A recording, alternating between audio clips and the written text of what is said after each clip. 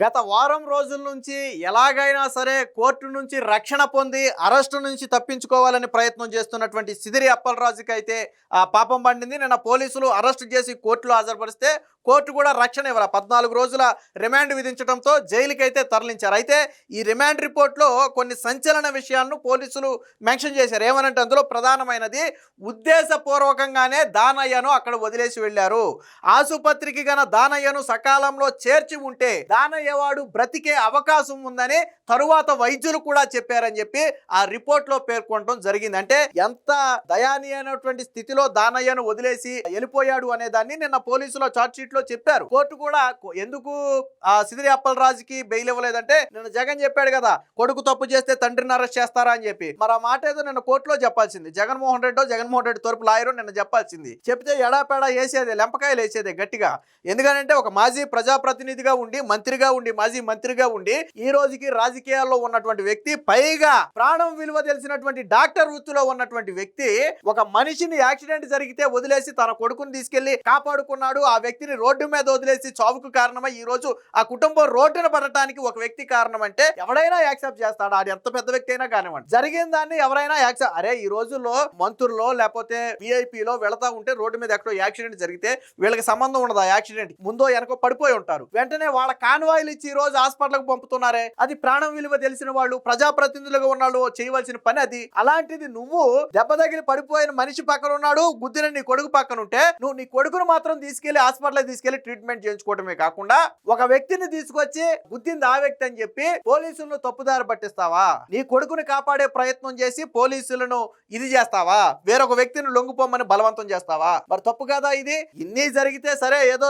జరిగిందేదో జరిగిపోయింది, ఎవరు అనుకోకుండా చేసిందే కదా అనుకుంటే నువ్వు తర్వాత వెళ్ళిపోయి ఏమంటావు? నువ్వు ఆ కుటుంబం దగ్గరికి వెళ్ళి ఏమంటావు? నువ్వు నేను 1 లక్ష రూపాయలు పడేస్తాను, ఆ చనిపోయిన దానయ్య భార్యను నా ఇంటికి పనికి పంపండి అంటావా? తప్పు కదా. ఇవన్నీ రాశారు, రిమాండ్ రిపోర్ట్ లో రాశారు. కోర్టు కూడా ఒకంత ఆగ్రహం వ్యక్తం చేసింది. అందుకనే 14 రోజులు రిమాండ్ వేసింది. కోర్టులు ఆల్రెడీ వారం నుంచి బెయిల్ కోసం ట్రై చేస్తున్నా కోర్టులు ఎందుకే ఇవ్వలేదు బెయిల్. ఖచ్చితంగా సిదిరి అప్పలరాజు చేసింది తప్పే. తన కొడుకుని కాపాడుకుని దానయ్య చనిపోవడానికి సిదిరి అప్పలరాజే కారణం. ఆ రోజు తన కొడుకుతో పాటు దానయ్యను హాస్పిటల్కి తీసుకెళ్లి ఉంటే గొర్రెల కాపర దానయ్య బ్రతికేవాడు.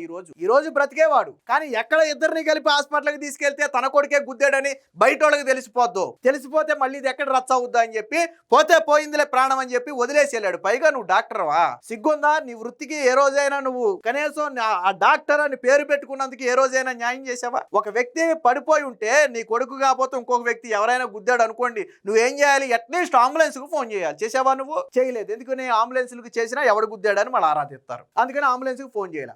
నీ కొడుకు తప్పు చేశాడు, వెంటనే పోలీసులకు ఫోన్ చేసి నా కొడుకు అనుకోకుండా జరిగింది ఇదని చెప్పి నువ్వు చెప్పాలి కదా. చెప్పావా? చెప్పలేదు. వేరొక వ్యక్తిని తీసుకొచ్చి కేసును తప్పుదారి పట్టించే ప్రయత్నం చేశావు. కర్మేమైంది? ఈ రోజు జైలుకి వెళ్ళమంత కర్మ వదిలిపెడద్దా? నువ్వు నేను చెప్పిన పనుల్లో ఏది చేసినా ఈ రోజు నీకు ఈ కర్మకు పట్టేది కాదేమో. నువ్వు దానైన హాస్పిటల్కి తీసుకెళ్లి బ్రతుకుంటే అసలు సమస్య ఉండేది కాదు. వైద్య ఖర్చులు పెట్టుకుంటే పోనీ ఎలాగోలాగో అయిపోయినది. లేదు పోనీ అట్లీస్ట్ అంబులెన్స్ కు ఫోన్ చేసో, లేదా తప్పు జరిగిందని నువ్వు పోలీసులకు ఇన్ఫార్మ్ చేసో, నీ కొడుకుని నువ్వే పోలీసులకి అప్పచెప్పి తర్వాత లీగల్ గా బయటకు తెచ్చుకుంటే హుందాగా ఉండేది. సరేలే చిన్నపిల్లవాడు తెలియకేదో జరుగుంటుందిలే పోనేయండి అని ఎవరైనా వదిలేద్దు. ఏం చేసావు నువ్వు?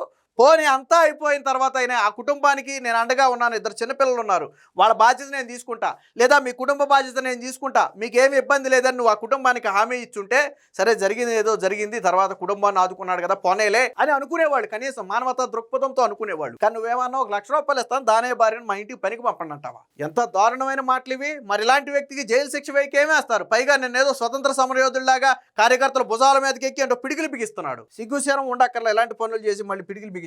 దీనికి సంబంధించిన వార్త కూడా వచ్చింది, ఒకసారి చూద్దాం. సిదిరిని చిదిరి అని రాశారు చూడండి. కొడుకు తప్పును మరొకరిపై తోసేశారని చెప్పి అప్పలరాజుపై పాత కేసులు ఇంకా 12 ఉన్నాయి. ఈయనేమి పెద్ద, నేను ఇందాకే చెప్పా, స్వతంత్ర సమరయోధుడేం కాదు, బ్రిటిష్ వాళ్ళ మీద పోరాడినటువంటి స్వతంత్ర సమరయోధుడేం కాదు. ఆల్రెడీ 12 కేసులు ఉన్నాయి అప్పలరాజు మీద. ఈ పాత కేసులు కూడా నిన్న రిమాండ్ రిపోర్ట్ లో మెన్షన్ చేశారు. ఆల్రెడీ అప్పలరాజు బ్రతుకంతా అదేనండి, ఆ కేసులు ఆల్రెడీ 12 ఉన్నాయని చెప్పి నిన్న రిమాండ్ రిపోర్ట్ లో మెన్షన్ చేశారు. సో రిమాండ్ రిపోర్ట్ లో పోలీసులు వెల్లడి 14 రోజుల జ్యుడిషియల్ రిమాండ్. అంపోలు జైలుకు జిల్లా జైలుకు మాజీ మంత్రి అని చెప్పి కొడుకు చేసిన రోడ్డు ప్రమాదాన్ని కప్పిపుచ్చే ప్రయత్నం చేసిన మాజీ మంత్రి వైసీపీ నాయకుడు సిదిరి అప్పలరాజు నాటకం ఆడినట్టు పోలీసులు తేల్చారు. నేరాన్ని మరొకరిపై నెట్టడం, సాక్ష్యాధారాలను తారుమారు చేయడం, తప్పుడు సమాచారం ఇవ్వడం తదితర తీవ్రమైన అభియోగాలు అప్పలరాజును ఏత్రిగా చేర్చారు పోలీసులు. సో అరెస్టు చేసి కోర్టులో హాజరుపరిచారు. కోర్టు 14 రోజుల రిమాండ్ విధించింది. సో ఈ పోలీసుల కోర్టుకి ఇచ్చిన రిమాండ్ రిపోర్ట్లో విస్తుపోయే నిజాలు వెలుగు చూశాయి.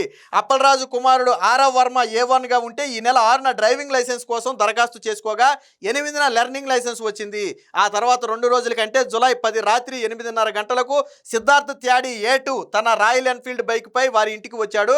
ఆరవ్ ఆ బైక్ అడగగా కొడుకు అనుభవం లేదని తెలిసి అప్పలరాజు మరి ఆ హై పవర్ ఉన్నటువంటి బైక్ను ఆరవ్కు ఇప్పించాడు. బైక్తో వెళ్లిన ఆరవ్ రాత్రి 9:30 గంటల సమయంలో పలాస కాశీబుగ్గ మున్సిపాలిటీ పరిధిలో పాత NH5 రోడ్డు పారిశ్రామికవాడ జంక్షన్ వద్ద దుబ్బ దానయ్య అనే వ్యక్తిని అతివేగంతో నిర్లక్ష్యంగా ఢీకొట్టాడు. దాంతో దానయ్య అక్కడికక్కడే ప్రాణాలు వదిలారు. ప్రమాదం జరిగిన వెంటనే ఆరవ్ సిద్ధార్థకు ఫోన్ చేయగా అప్పలరాజు, సిద్ధార్థ అలాగే PA కృష్ణ కలిసి కారులో అక్కడికి చేరుకున్నారు. రక్తపు మడుగులో ప్రాణాపాయ స్థితిలో ఉన్న దానయ్యను చూసి కూడా కనికరం చూపలేదు.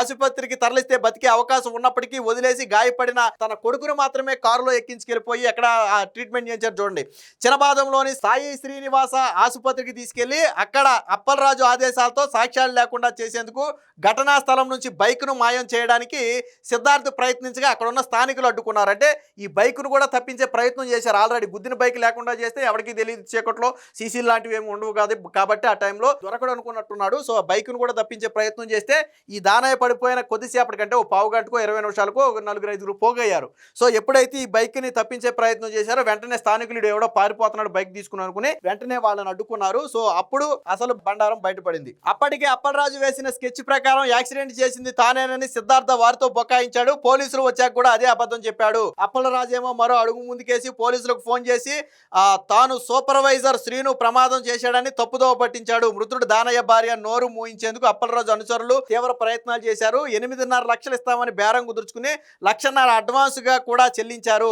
పోలీసుల దర్యాప్తులో మొత్తం CCTV ఫుటేజ్ తో బయటికి రావడంతో ఇది తెలిసింది. 1.5 లక్షలు కూడా ఉత్తినే ఇవ్వాల, 1.5 లక్షలు ఇచ్చేసి మా ఇంట్లో పనికి పంపమన్నాడంట. దానయ్య భార్యను మా ఇంట్లో పనికి పంపమన్నాడు. అంటే మీ కుటుంబానికి నేను మా ఇంట్లో పని కల్పిస్తున్నానని అర్థం. సో ఇది అంటే చేసిన పాపం చూడండి. సో కుమారుడు జైల్లో ఉన్నప్పటికీ దానికి సంబంధించిన వివరాలు అలాగే ఇంకోటి కూడా ఉంది. సో ఈ రిమాండ్ రిపోర్ట్ లో చాలా స్పష్టంగా చెప్పారు. చూడండి, దానయ్య బ్రతికే అవకాశం ఉన్న ఆసుపత్రికి తరలించలేదు. మాజీ మంత్రి సిదిరి అప్పలరాజుని విడుదల చేస్తే దర్యాప్తుపై ప్రభావం రిమాండ్ రిపోర్ట్ లో పేర్కొన్నటువంటి పోలీసులు.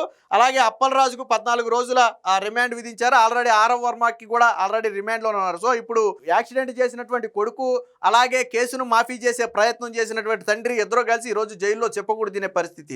అయితే జగన్ మొన్న ఏదో మాట మాట్లాడాడు, కొడుకు తప్పు చేస్తే తండ్రిని ఎలా అరెస్ట్ చేస్తారని. మరి ఈ మాట నిన్న కోర్టులో చెప్పాల్సింది. జగన్మోహన్ రెడ్డి తరపు లాయర్ పొన్నవోలును పంపించి తండ్రి తప్పు చేస్తే కొడుకు తప్పు చేస్తే తండ్రిని ఎందుకు అరెస్ట్ చేస్తున్నారని నిన్న కోర్టును అడగమనాల్సింది. మరి ఎందుకు అడగలేదు? రాజకీయంగా మీడియా ముందు అవాకులు చవాకులు పేలే మీరు అదే మాట కోర్టులో చెప్పొచ్చు కదా. పోలీసులు తప్పు చేస్తున్నారు, కొడుకు తప్పు చేస్తే తండ్రిని ఎందుకు అరెస్ట్ చేస్తారని అడగొచ్చు కదా. అడిగితే చెప్పేవాళ్ళు ఎందుకు అరెస్ట్ చేశారు? రిమాండ్ రిపోర్ట్ చూడు తెలుస్తుంది. అప్పలరాజు బ్రతికేంట రిమాండ్ రిపోర్ట్ చూస్తే తెలుస్తుంది. ఆల్రెడీ 12 కేసుల్లో ఉన్నాడు.